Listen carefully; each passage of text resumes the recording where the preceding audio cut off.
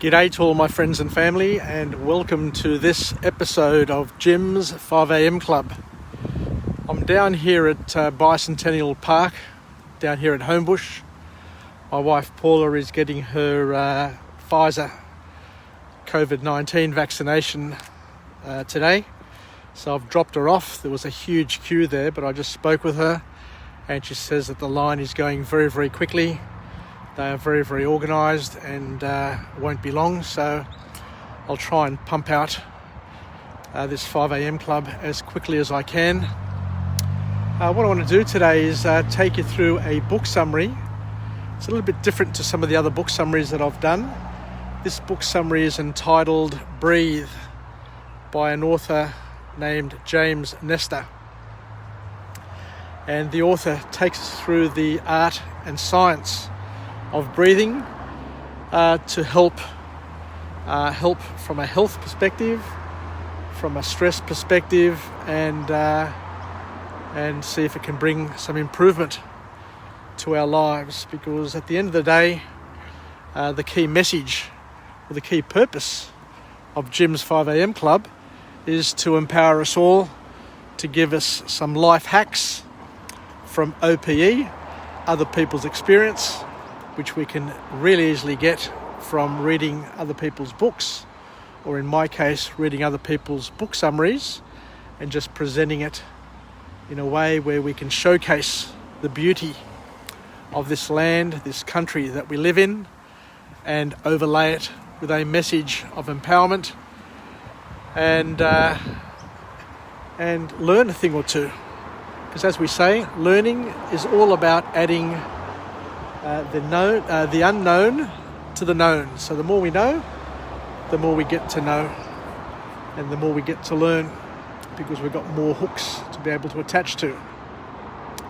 So let's kick off with this book here. The author tells us that basically there is a science to breathing, and by taking normal breaths, you only get about a quarter of the available oxygen, and you exhale that oxygen back into the atmosphere. So you're not being optimal by just breathing normally.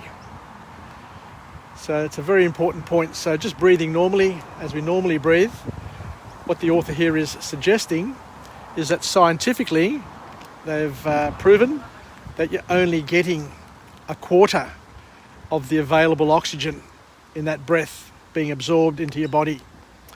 So it's all about learning how to breathe so that with each breath in, you get to capture more oxygen and make the most of it, I should say, and be more efficient and effective with our breathing.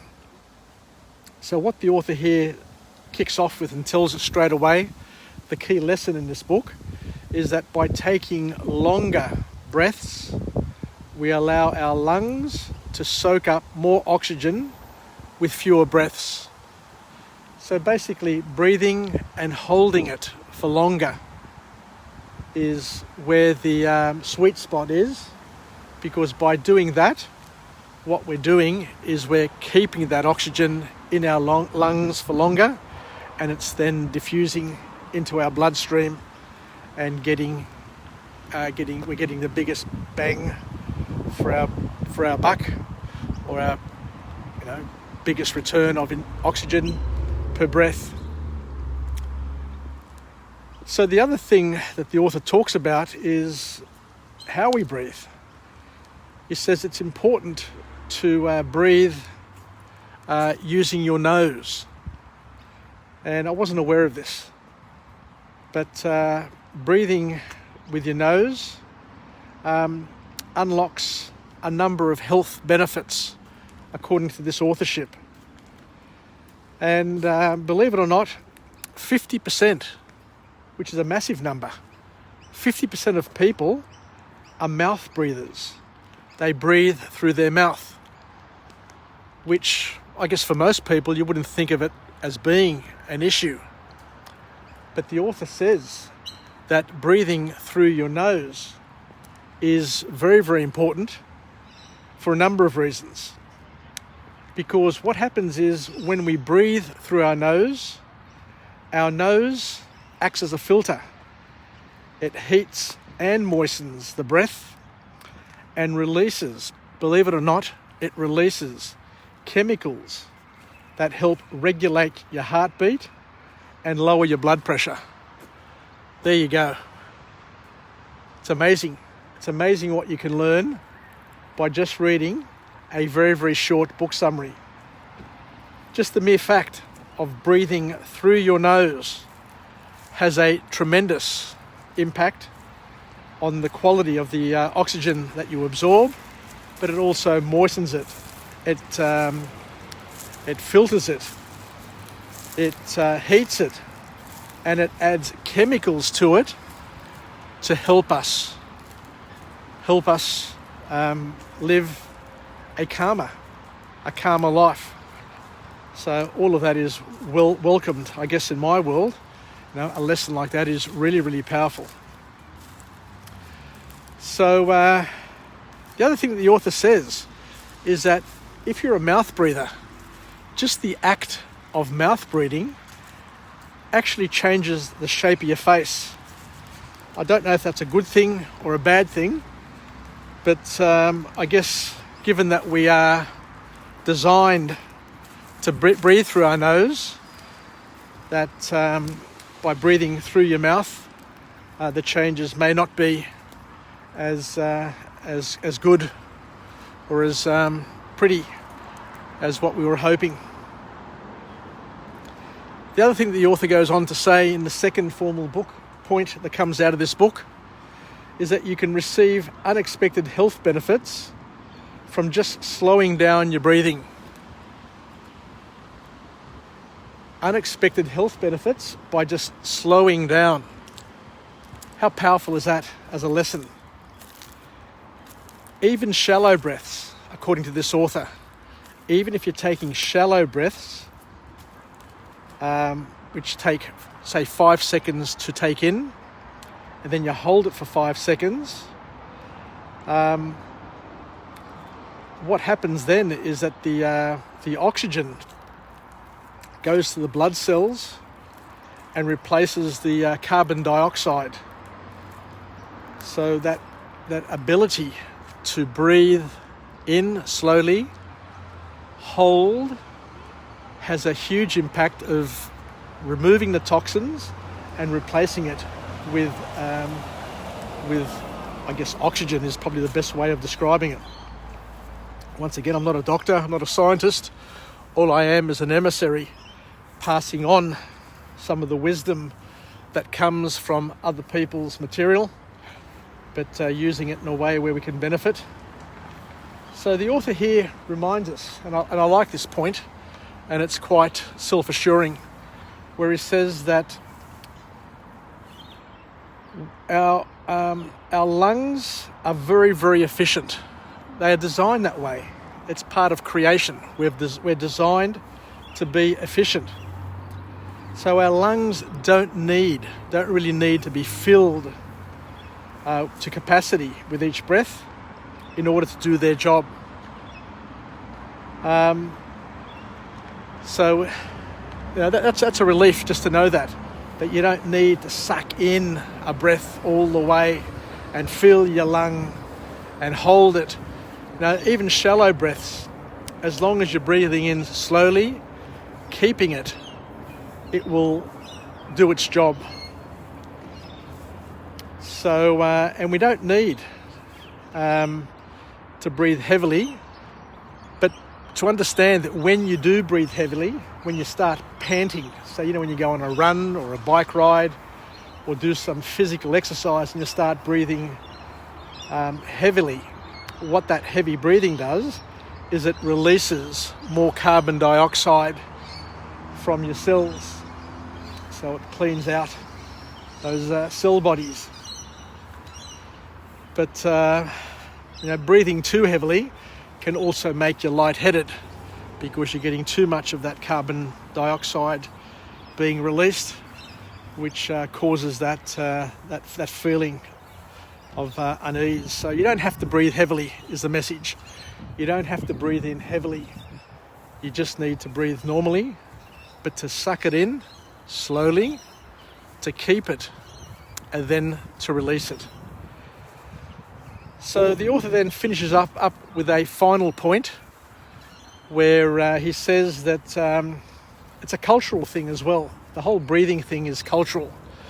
There are many cultures that value breathing, and it's mainly the Eastern cultures, because they've been practicing breathing and have incorporated it into their lifestyles for millennia, whereas the Western cultures are only just discovering it now. But the absolute beauty of multiculturalism, of being connected to the world with the internet, through increased travel, through education, through science, means that we can pick and choose. We can cherry pick the empowering things from each culture and incorporate them into our lives. And this is just one more thing that we may want to consider to do for our own well-being. So the author calls it mindful breathing. I practice martial arts. I did karate for a number of years, achieved my second Dan black belt in Goju-Ryu, as well as my first Dan in Kabuto, which is weapons. So I understand the advantages and the power of breathing, and what impact it has on the body. Because you do breathing katas and you do breathing exercises all the time. So as the author says, he calls it mindful breathing. So it's all about thinking about it and practicing it until, of course, it becomes mindless breathing, where you don't have to think about it. You just do it automatically. But we all need to make some time throughout the day where we can sit down and think about what we're doing and to slow it down to achieve those health benefits.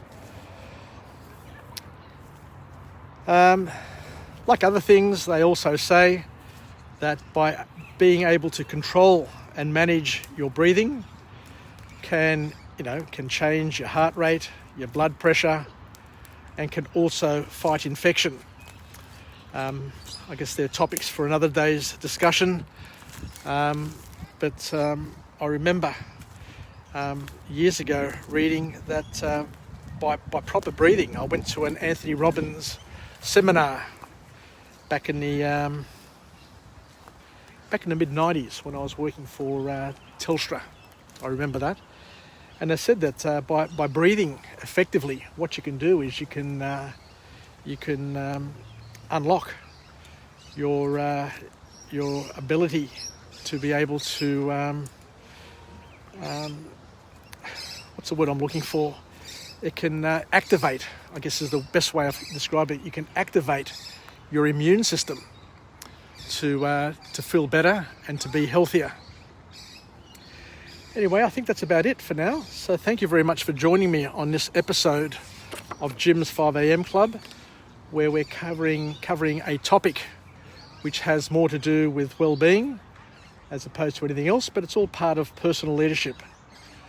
So the book was entitled Breathe by James Nestor, where we learned a few hacks, a few techniques to hopefully improve our health and make ourselves more relaxed and less stressed, something that we can all welcome, as we mentioned before.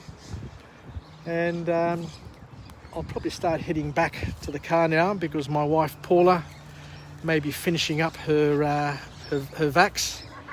She was scheduled to get the AstraZeneca, but because she's 59 going on 60 next month, there was a change in plans.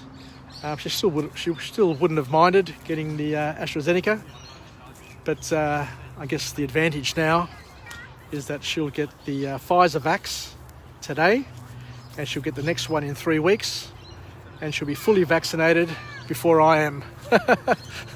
How funny is it? So she's jumped me in terms of the vaccination prize, because I've been vaccinated with the first jab of AstraZeneca, and my second one is due in late August. Anyway, let's finish up with a positive affirmation. I'm alive, I am well, I feel absolutely great. To my friends and family, stay connected, stay relevant, stay reasonable. I haven't done a 5 a.m. club for a while because of the lockdown that we're experiencing here in Sydney. But as I said, today we got out and about. I have prepared about 30 or 40 book summaries, which I will go through over the next week and present. And I look forward to working with you so that we can all be partners in each other's growth and development, where we can be the wind beneath our wings, and where we can be in a position to just learn something new, something simple every day that may make a difference to not only us, but to those who we influence around us. The key is to live, learn and pass it on, and make every day the best day of your life, basically. So take care, and I look forward to chatting again and saying bye from Homebush Park here, Bicentennial Park, and we'll chat again. Bye for now. Happy Sunday. Ciao.